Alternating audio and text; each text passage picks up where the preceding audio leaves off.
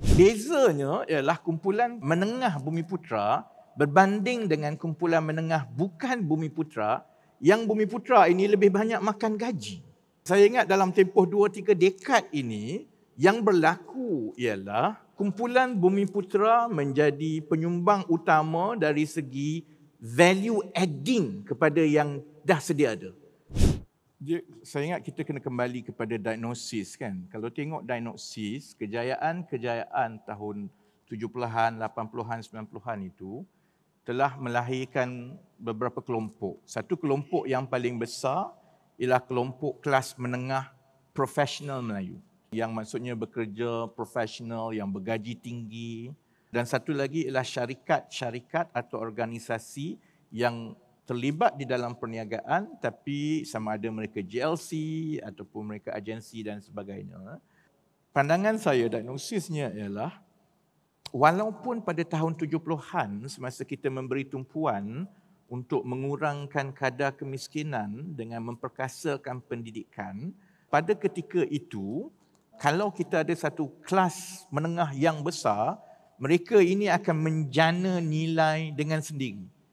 Sedang kita ada kelas menengah yang besar, tetapi bila diukur kepada value creation, dan bila kita sebut sebagai value creation, ini selalunya kita kira berapa syarikat ataupun penglibatan di dalam perniagaan lah.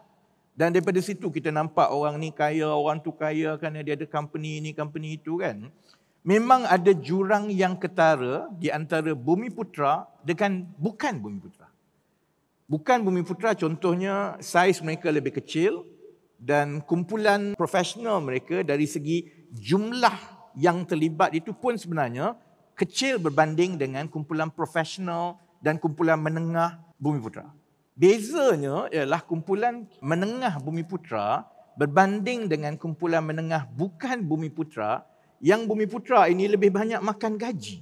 Saya ingat dalam tempoh 2-3 dekad ini, yang berlaku ialah kumpulan Bumiputera menjadi penyumbang utama dari segi value adding kepada yang dah sedia ada. GLC, syarikat-syarikat MNC, kebanyakannya ini memang dari segi pengurusan, penyertaan, banyak Bumiputera kelas yang sebenarnya world class on their own right. Sebab yang Bumiputera ni, kalau dia masuk Petronas contohnya, is a career for life. This diagnosis bagi saya yang paling penting, cabaran kita pada ketika ini ialah bagaimana kita nak melonjakkan daripada asas dan kelebihan yang kita ada, iaitu kita ada kelas menengah yang besar, yang profesional, yang middle income, malah banyak yang high income, tetapi 50,000 sebulan bergaji itu cukup untuk mereka. Sedangkan kalau seseorang yang sudah sampai peringkat begitu, kalau bukan Bumiputera ataupun di luar negara, dia melihat, okay, I can take certain cuts and I rather go and start my own venture because daripada saya jadi bos 4-5 orang, jaga produk yang telah diberikan kepada saya lebih, pulangannya itu lebih besar kalau saya gunakan pengalaman dan kepakaran itu, saya pergi buat company saya sendiri.